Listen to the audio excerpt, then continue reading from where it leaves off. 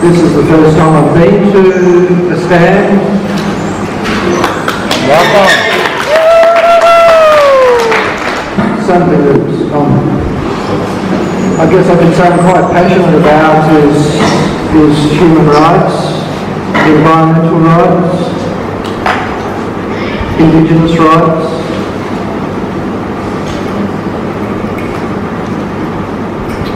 And so I didn't know what to expect, but I was asked by some dear friends to give a little talk and to play a couple of songs that would be appropriate for this gathering. So I would just like to share with you the way I'm seeing and feeling things at the moment with the way the world is. It's something that's been very dear to me for a long time. I wrote a book a few years ago about climate change and about extreme consumerism and how that's destroyed the planet, and that it's a bit of a lack of spirituality and awareness from our part, and that perhaps the greatest power that we have is to become self-sufficient, and in this way we can disempower the global monopolisers. That's the shortest way to disempower the global monopolisers is to not buy their stuff. Anyway, so that's a little bit of an introduction. So I have been flown to various places around the planet to give talks about this kind of thing. So when I was at school, and I didn't particularly like school that much, but I remember one thing that really stuck to me, really excited me, was when the teacher one day first told me about the United Nations and how there's this world body that is going to make sure there's no more war. The UN peacekeepers, and I thought, what a great concept. I was only quite young. I thought, wow, fabulous, you know. Sounds good. And I was, became more aware of the United Nations. So there's the United Nations peacekeepers, their job is to maintain world peace. There's the United Nations Environmental Protection Organisation, and I thought, great. And there's human rights, human rights organisation, and all this kind of stuff. And can I swear? What the fuck are they doing? What the fuck are they doing? And it seems to me that Collecting the money. why the UN was set up in the first place is so that there is this body that can say, hey, you guys, you don't need to worry about any of this. We're going to take care of it. And we all got told about this in school, and sort of, okay, we don't need to worry about world peace or human rights or environmental protection. The UN is going to do that for us, or climate change and all this stuff, and it's not happening. And obviously it's not happening. They're not at all interested or see. They're just obviously not. And human rights, and this is what the stand in the park is all about. It's about our human rights, and I start to question now whether we actually have any, and maybe that anyone who thinks that human rights is a fundamental aspect of being human, I actually start to think now, who says we've got human rights? But we do. Indigenous people, surely they've got the right to live in their forests where they've lived in their country for, eons. And surely they have the right to live there without some corporation or some government coming in and chopping down their homelands and displacing them. And surely we have the right to speak our truth about what we believe in. And surely I'm just going to bring this now. I did have a whole bunch of those, but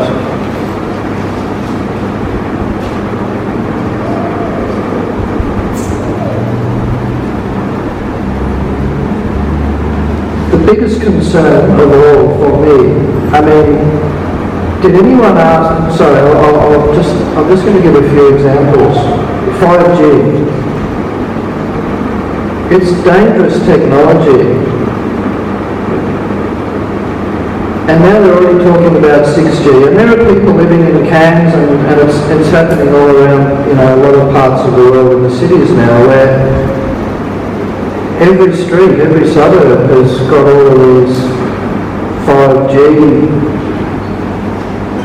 They put it out there, and it's in the air everywhere, and it's affecting people. It's very detrimental. I'm not here to talk about 5G or 6G or any of this. I'm not here to necessarily talk about, the need for us to protect the environment and all of this kind of thing. Because the point of it all is, we're told no jab, no job, all this kind of stuff.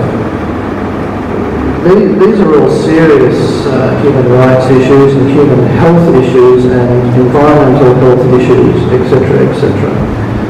But for me, the most important point and the most concerning thing is all is, you can look at all of these individual things and say this is really wrong. For me, it's irrelevant whether you're pro-5G or not, or if you're pro-vax or not. It's irrelevant. What is relevant to me more than anything else is that we weren't asked. Were you asked if you want 5G in your street? Were you asked if you want to live in a world that's just being bombarded by all this unnatural energy which it's affecting ourselves? We're energetic beings. We've heard about vibrational healing and all this kind of thing as the way of the future, but look what we're being bombarded with. Was any of you people asked, do you want this? Who's making those decisions? Big message in my book, Manifesting Paradise, at the end of it was, how can we create a better world, and a beautiful world, and a healthier world, if we don't, one, have a collective vision of what that looks like, and secondly, have a voice to express that.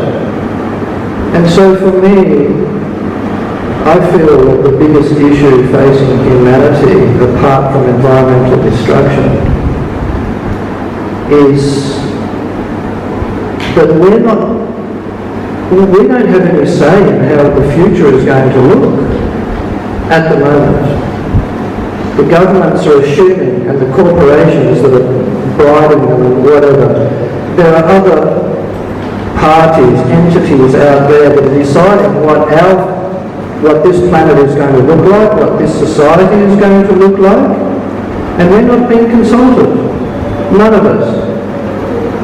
And this is, to me, what really needs to be addressed more than anything else. And this stand in the park, this is just probably the start, hopefully, of people voicing their concerns and speaking up about it. If you want the world to keep going the way it's going now, don't say anything, don't do anything, just accept it. We're not being consulted and we need to really wake up about that. And historically in Australia, of course, the people have never been consulted. And it's always been a two-party race, a two-horse race, and two sides of the same coin. No one's taking environmental protection seriously. Corporations just go in and do whatever they like. You know, I'm a landowner, and it wasn't that long ago when I found out that I only own supposedly 1 metre of soil, that a mining company can come in and dig up my farm, can start fracking, can start blowing things up because I only own the top metre of soil. And even that's questionable now. I don't see that there are any human rights in play in the world at the moment, and I think it's time we all wake up to that. And the only chance that we've got, I feel, is to get rid of the major parties and be represented by people who will listen to us and consult us. That's really all, that's the message, you know, is that there's a much bigger picture here, that we're not being consulted, and at the moment we have absolutely no say whatsoever in the way that our society and our planet is going to look in 5-10 years from now. No say whatsoever in what we will or won't be subjected to.